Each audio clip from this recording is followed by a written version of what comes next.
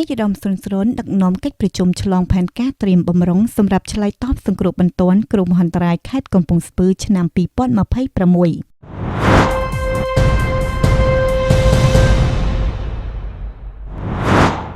កំពង់ស្ពឺថ្ងៃទី31ខែកក្កដាឆ្នាំ2026ឯកឧត្តមសុនស្រនអភិបាលរងនៃគណៈអភិបាលខេត្តកំពង់ស្ពឺ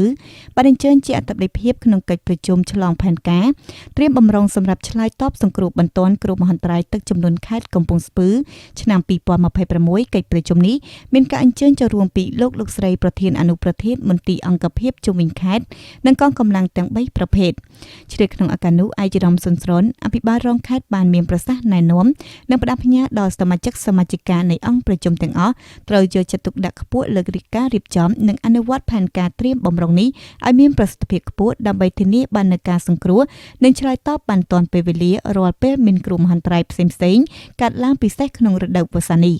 ឯកឧត្តមអភិបាលរងខេត្តបានដាក់ចេញនៅទិសដៅការងារសំខាន់ៗដល់គ្រប់មន្ទីរអង្គភាពជុំវិញខេត្តអាជ្ញាធរមូលដ្ឋាននិងកងកម្លាំងទាំង3ប្រភេទត្រូវសហការគ្នាឲ្យបានជិតស្និទ្ធនិងបែងចែកកម្លាំងទទួលខុសត្រូវតាមភូមិសាស្ត្រងាយរងគ្រោះត្រូវរួមគ្នាពិនិត្យនិងត្រៀមបម្រុងទាំងកម្លាំងអន្តរាគមន៍មធ្យោបាយដឹកជញ្ជូនគ្រឿងចក្រសម្ភារៈបរិក្ខារសង្គ្រោះស្បៀងអាហារនិងឱសថវិទ្យាសាស្ត្រឲ្យបានរួចរាល់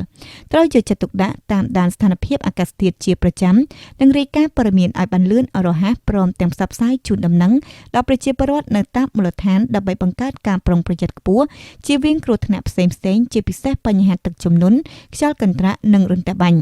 ឯកឧត្តមបានបន្តទៀតថាកិច្ចប្រជុំឆ្លងផែនការត្រៀមបម្រុងសម្រាប់ឆ្លើយតបសង្គ្រោះបន្ទាន់គ្រោះមហន្តរាយនេះបានពិភាក្សាយ៉ាងផុសផុលទៅលើចំណុចខ្លាំងឆ្លុះបញ្ចាំងពីបញ្ហាប្រឈមនានាពេលកន្លងមកដើម្បីជាទុនក្នុងការកែលម្អនិងបំពេញបន្ថែមឲ្យផែនការឆ្នាំ